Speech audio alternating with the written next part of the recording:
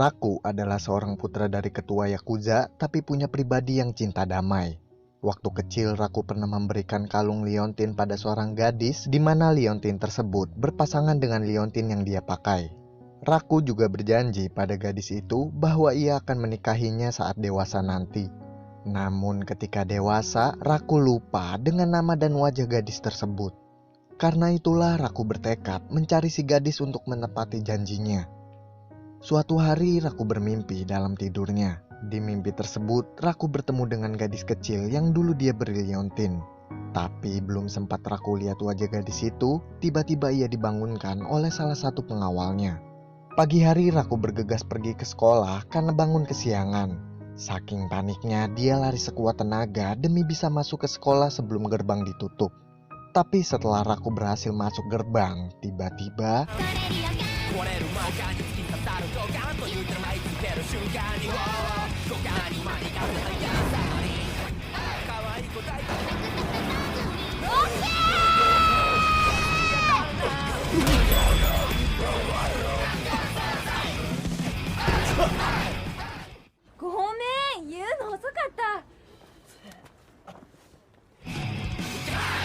di dalam kelas, sang guru memperkenalkan siswi baru pada semua murid.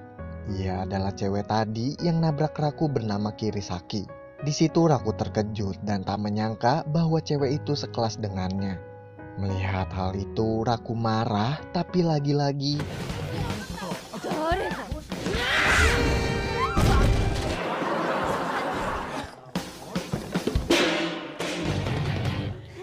malam hari Raku pulang ke rumah. Namun di sana ayahnya menceritakan kabar buruk mengenai geng asal New York bernama Beehive.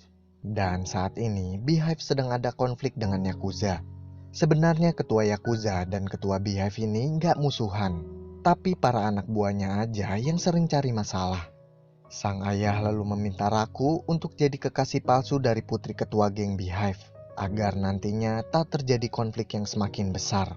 Mendengar hal tersebut, awalnya Raku tak mau karena dia merasa bahwa cintanya hanya untuk gadis yang dulu pernah ia berikan liontin. Tapi demi kedamaian Yakuza, akhirnya Raku pun setuju. Tak lama kemudian ayah Raku mengenalkan dia dengan putri dari ketua geng Beehive. Tapi di sana Raku terkejut karena putri dari ketua geng Beehive adalah Kirisaki, yaitu gadis tomboy yang udah bikin dia celaka di sekolah. Di momen ini tiba-tiba geng Beehive datang dan langsung menyerang.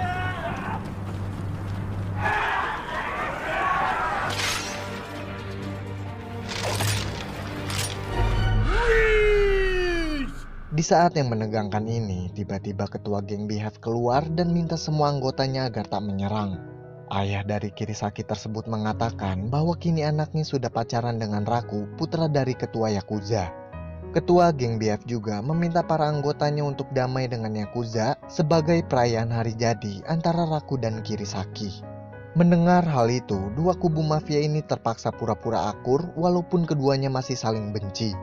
Dan sejak saat itu, perjalanan cinta palsu antara Raku dan Kirisaki pun dimulai. Pagi hari Kirisaki datang ke rumah Raku buat ngajak kencan. Namun Raku nolak karena tak ingin hari liburnya diganggu. Tapi di situ Kirisaki memberi isyarat kalau pengawalnya yang bernama Claude sedang memperhatikan mereka dari luar jendela. Karena Raku khawatir seandainya Claude tahu tentang cinta palsu mereka, akhirnya dia pun menerima ajakan Kirisaki buat kencan.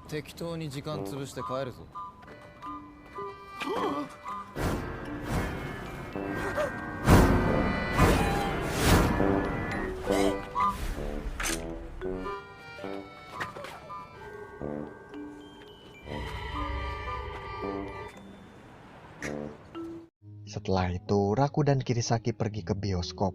Namun di sana mereka malah ribut karena milih film yang beda. Kirisaki yang punya sifat tomboy maunya nonton film action, sedangkan pribadi Raku yang cinta damai memilih nonton film binatang. Akhirnya karena tak ada yang mau ngalah, mereka memilih film lain. Di dalam bioskop ternyata para pengawal mereka masih ngikutin. Raku yang ditinggal tidur oleh Kirisaki, dia pun merasa bingung harus berbuat apa. Di satu sisi, geng Beehive minta Raku jangan sampai buat Kirisaki bosan. Di sisi lain, para Yakuza pun malah ikut dukung Raku untuk bersikap romantis pada Kirisaki.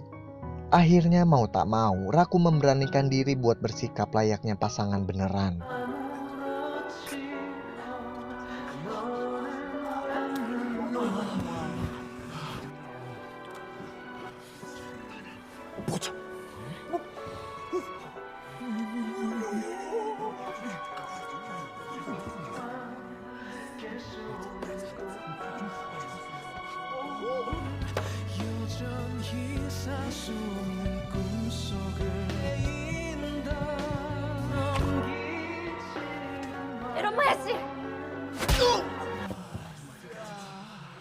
Keesokan harinya, semua murid di sekolah ternyata udah tahu kalau kemarin Raku dan Kirisaki jalan bareng.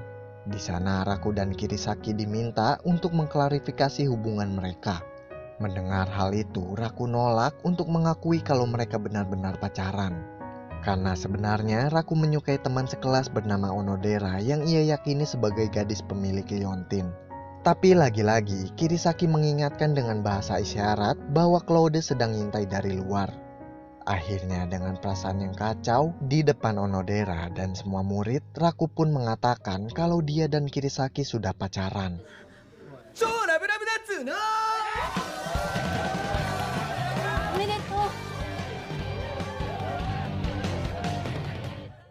Beberapa hari setelah menjalankan cinta palsu, Raku merasa kalau dirinya punya banyak kesamaan dengan Kirisaki. Raku merasa kalau dia dan Kirisaki sama-sama kesepian karena di sekolah mereka adalah murid yang disegani. Padahal mereka berdua adalah orang biasa yang dispesialkan karena selalu dijaga oleh pengawal. Keesokan harinya di kelas, Raku dan semua murid kedatangan siswi baru lagi bernama Marika. Dia adalah anak dari ketua polisi yang juga punya pengawal pribadi. Namun tak disangka, ternyata Marika menyukai Raku dan mengatakan kalau Raku adalah orang yang selama ini dia cari. Mendengar itu, Raku berpikir bahwa Marika adalah gadis kecil yang dulu ia beri liontin. Tapi di satu sisi, dia sangat yakin kalau gadis kecil yang memakai pasangan liontinnya adalah Onodera. Di momen tersebut, tiba-tiba Claude datang menyamar sebagai murid dan minta Raku untuk ikut dengannya ke atas gedung sekolah. Di sana Claude marah dan mengancam akan membunuh Raku karena tahu kalau Raku dan Kirisaki hanya pura-pura pacaran. Raku yang merasa terpojok, ia pun mengatakan kalau omongan Claude itu salah. Dengan tegas Raku berkata kalau dia sangat mencintai Kirisaki. Tapi...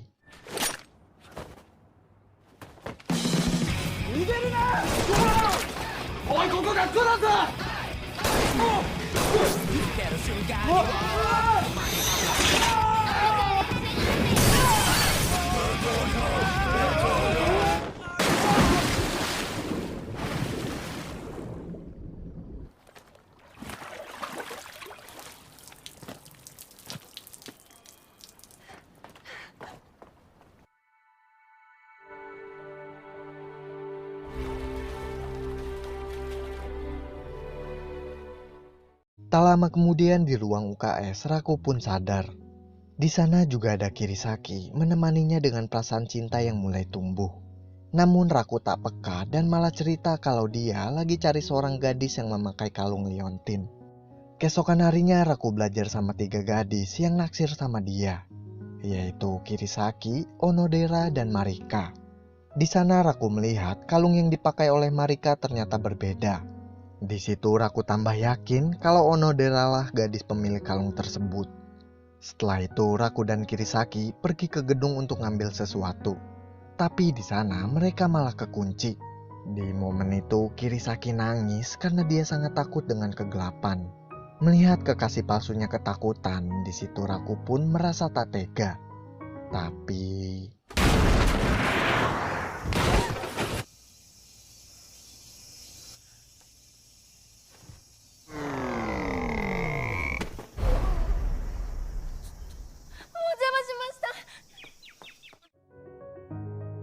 Esok harinya di sekolah, Raku dan Kirisaki diminta oleh ketua kelas buat meranin Romeo Juliet di pentas seni. Awalnya Raku nolak, namun Kirisaki malah nerima tawaran itu karena cintanya pada Raku semakin dalam. Tapi sebelum pentas dimulai, Raku dan semua teman-teman kelasnya berwisata sambil latihan. Di dalam bis saat perjalanan, Kirisaki terlihat sangat bahagia karena ia merasa bebas dari Claude dan para pengawalnya. Tapi ketika sampai di tempat tujuan, ternyata dia dan Raku masih dibuntuti. Kemudian malam hari, Raku dan semua murid membuat acara menyusuri jalan bersama pasangan. Di sana Raku berpasangan dengan gadis incarannya yaitu Onodera. Namun ketika mereka lagi jalan, tiba-tiba seorang lelaki yang berpasangan dengan Kirisaki mengatakan kalau Kirisaki ketakutan dan lari ke tengah hutan. Karena Raku tahu kalau Kirisaki takut dengan kegelapan, akhirnya ia pun meninggalkan Onodera buat nyusul Kirisaki. Setelah Raku menemukan Kirisaki, di situ Kirisaki merasa cintanya pada Raku semakin tumbuh. Dalam ruangan, Kirisaki mendengar Onodera yang lagi curhat sama Marika. Dalam curhatan tersebut, Onodera memperlihatkan sebuah liontin dan mengatakan pada Marika kalau dia sedang mencari seorang lelaki yang memakai pasangan dari liontinnya. Melihat itu, Kirisaki pun terdiam karena ia tahu kalau Onodera adalah gadis yang selama ini Raku cari. Beberapa hari kemudian, Kirisaki pun jadi berubah sejak tahu kalau Onodera adalah gadis yang dicari Raku. Dia meminta Onodera untuk menggantikannya memerankan Juliet di pentas seni nanti. Kirisaki melakukan hal itu karena dia ingin jaga jarak dengan Raku, walaupun ia harus mengorbankan perasaannya. Setelah hari itu, acara pentas seni pun tiba. Di sana para pemeran mempersiapkan diri dengan latihan sebelum tampil. Tapi mendadak, Onodera mengalami kecelakaan dan tak bisa ikut. Akhirnya Onodera menyerahkan kembali peran Julia tersebut pada Kirisaki. Dengan perasaan penuh kebimbangan, akhirnya Kirisaki pun mau menerima peran itu. Namun ketika pentas dimulai, Raku dan Kirisaki terlihat tak romantis. Karena dalam pentas tersebut mereka justru malah ejek-ejekan. Tapi untungnya lama-kelamaan akhirnya mereka pun berhasil memerankan Romeo Juliet dengan baik. Di momen itu Raku terbayang dengan semua yang pernah ia lewati bersama Kirisaki. Raku merasa bahwa Kirisaki adalah seseorang yang membuat hidupnya jadi lebih berwarna. Saat pertunjukan hampir selesai, Kirisaki ngajak Raku buat ketemuan di atas gedung sekolah. Namun pas Raku sampai, tak ada Kirisaki di sana, melainkan hanya ada Onodera. Ternyata Kirisaki sudah mengatur pertemuan Raku dan Onodera ini supaya mereka saling ngungkapin perasaan. Di sana Onodera menunjukkan liontin yang dulu pernah Raku berikan. Tapi di situ Raku malah nolak cinta Onodera karena dia baru sadar bahwa Kirisaki adalah orang yang sangat berarti baginya. Mengetahui hal itu, Onodera pun tak mempermasalahkannya karena menurut dia cinta tak harus memiliki. Raku kemudian pergi untuk mencari Kirisaki.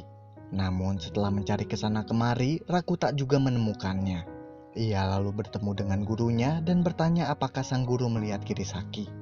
Gurunya kemudian mengatakan bahwa hari ini adalah hari terakhir Kirisaki. Karena hari ini Kirisaki akan kembali ke New York. Mendengar itu perasaan Raku pun campur aduk. Raku lalu meminta pengawalnya untuk membawa dia pergi ke bandara buat nemuin Kirisaki. Namun pas di jalan Raku malah terjebak macet. Di momen itu tiba-tiba para pengawal Marika datang membantu sebagai polisi pengawal perjalanan.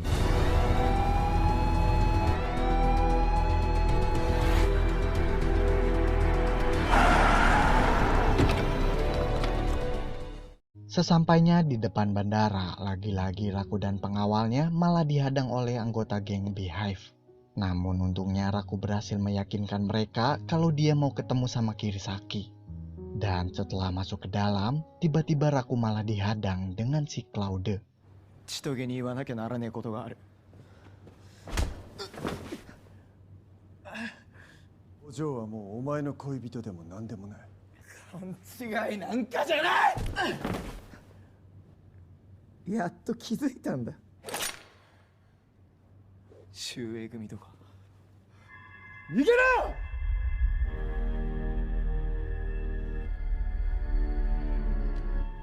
もう逃げたりなんかしない。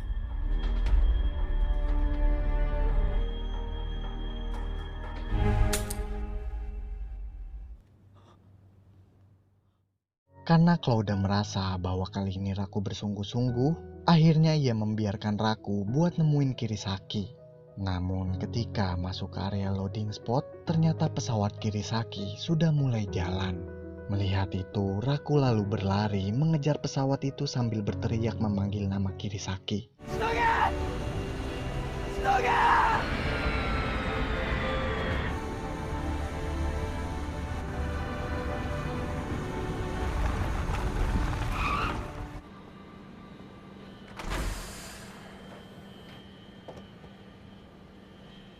Raku, 千棘。